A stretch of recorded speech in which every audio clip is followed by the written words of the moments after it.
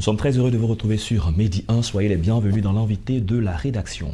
L'émergence d'une presse plurielle en Afrique subsaharienne au début des années 1990 a nourri l'espoir de l'avènement d'un journalisme authentique. Dans certains pays africains, les médias sont généralement la priorité, du moins la propriété de l'État. Les autorités publiques, le cas échéant, mettent tout en œuvre pour contenir les journaux privés. Largesse de l'État au besoin, mais si nécessaire, intimidation de journalistes, fermeture temporaire et même définitive de locaux. La démocratie et la crédibilité ont été au cœur d'un colloque de médias. On en parle dans cet entretien et pour en discuter, Juliette Aboua est avec nous. Bienvenue sur notre plateau. Merci Thomas. Vous êtes journaliste et vice-présidente de la plateforme de la presse numérique de Côte d'Ivoire. Vous avez pris part à ce colloque. La première question, pourquoi un tel colloque sur les médias ? Tout simplement pour le renforcement des capacités. Le monde évolue. 30 ans après les indépendances, il faut faire le bilan. Est-ce que c'est la même chose? L'état des lieux, l'état des journalistes, la crédibilité des médias, il fallait en parler.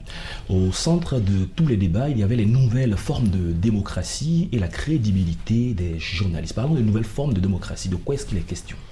Quand on parle de démocratie, on parle de suffrage universel, on parle de liberté d'expression, on parle de séparation de pouvoir. Aujourd'hui, 30 ans après les indépendances, il est encore question de ça? On a une nouvelle forme de démocratie qui a pris le pas sur les autres, les nouvelles technologies de l'information et de la communication. C'est une nouvelle forme de démocratie parce que le citoyen est aujourd'hui lui-même acteur de l'information. Vous savez qu'avant, on avait la séparation des pouvoirs justement. Les gens légiféraient, les gens décidaient et on mettait à la disposition du citoyen. Aujourd'hui, le citoyen n'attend pas. Il est lui-même acteur. Donc, il faut composer avec les nouvelles formes de démocratie. Aujourd'hui, on ne parle plus tellement de séparation de pouvoir parce que tous les pouvoirs sont liés. On ne sait pas quel est le rôle du pouvoir judiciaire, du législatif, de l'exécutif. Tout est. On a la ressurgissance des coups d'État. Est-ce que ce n'est pas une nouvelle forme de démocratie? Bref, il fallait se poser la question. Quand on regarde, pour faire une tautologie, le regard des citoyens ordinaires est différent du regard des journalistes qui sont des hommes de métier, qui ont une démarche, analyse de l'information, collecte de données, vérification, ainsi de suite. De votre regard de journaliste sur l'environnement politique, parlant de démocratie, quel est votre avis en ce moment? On pourra parler de 60 ans après les indépendances. Est-ce que vous pensez que les choses vont dans le bon sens? Non. Parce qu'aujourd'hui, avec le diktat de la société, la vie qui est devenue un peu plus difficile, certains journalistes, parce que je ne vais pas dire tous, certains journalistes estiment que la réalité n'est pas appropriée à la théorie. Ça veut dire qu'on sait c'est quoi le rôle d'un journaliste. Le journaliste est au service du citoyen. Mais tu le diras à certains journalistes, ils te feront comprendre que la réalité est loin de ce que tu penses. Les autorités, on va dire, je ne dis pas une autorité en particulier, les autorités ont pris le pouvoir sur les médias. Ils influencent la manière de traiter l'information des médias.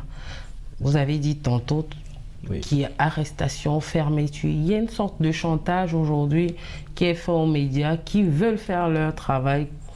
Qu'en est-il de l'indépendance des médias, de la liberté? Ça existe encore, mais ça existe. Mais on est influencé, on oriente notre indépendance, si vous voulez. Si on veut traiter des questions sérieuses, on est arrêté. Pourquoi au plan local, on a souvent l'impression que les médias dits étrangers sont beaucoup plus libres? Parce qu'ils font réellement le travail. Ils ont une indépendance qui leur permet de traiter l'information à froid. Localement, on est influencé par des personnes qu'on connaît, des États qu'on connaît, des ministres qu'on connaît, des institutions qu'on connaît. Tout cela influence la manière de traiter l'information. Et peut-être que localement aussi, l'information n'est pas jugée au même niveau que celui qui n'est pas local. Lui, il vient, il fait son travail, il rend. Les impacts, ce n'est pas son problème, c'est son rôle, donner l'information. Sur le plan local, on gère un peu la sensibilité, l'impact sur les citoyens, l'impact sur les institutions, l'impact, bref. Il y a beaucoup de choses qu'on prend en compte qu'on ne devrait pas prendre. D'accord, parlons un peu de la crédibilité du journaliste. Qu'est-ce que, de façon générale, on reproche sur la crédibilité du journaliste? Est-ce qu'à ce niveau-là, les choses vont s'améliorer? Aujourd'hui, les journalistes sont transformés en communicateurs. Il faut que ce soit clair. Il faut ne faire pas les choses. L'information, ce n'est pas la communication.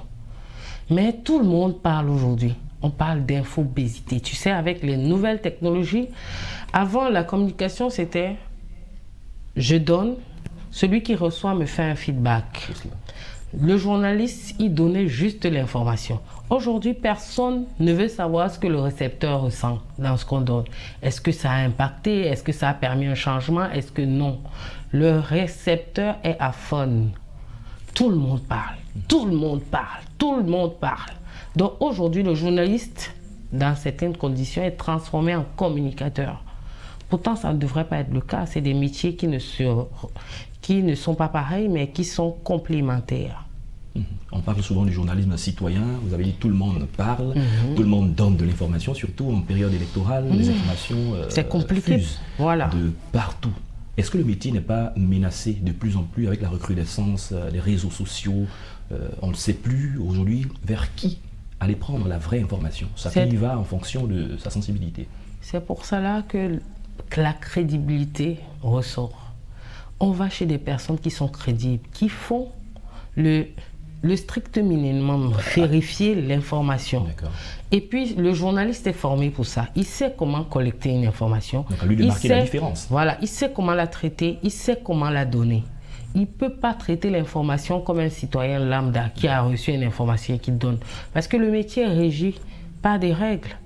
Le métier est régi par l'éthique, par la déontologie, mais celui qui n'est pas formé ne peut pas le savoir. Qu'en est-il de l'éducation aux médias? Pas pour les journalistes, pour la population.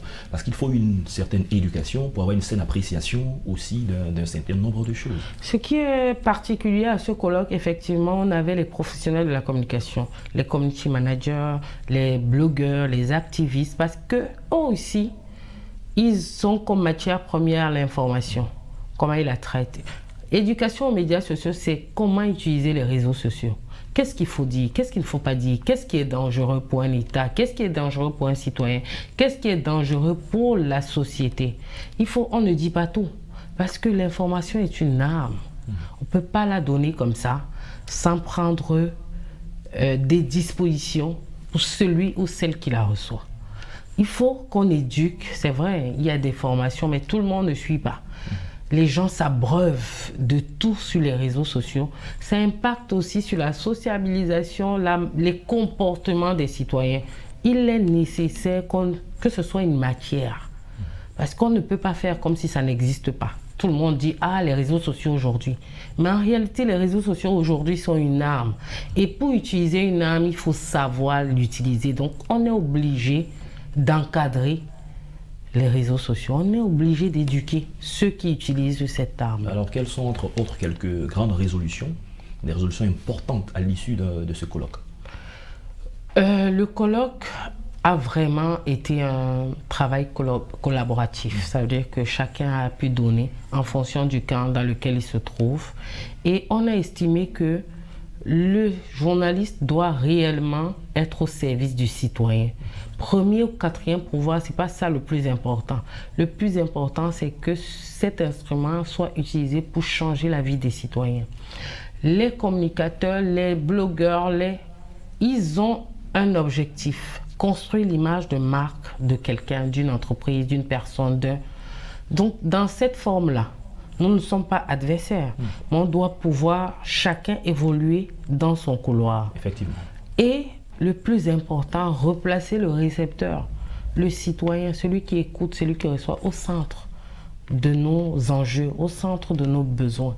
Parce que parler, c'est bien, mais il faut que celui à qui on parle écoute et que ça puisse avoir un impact positif dans sa vie.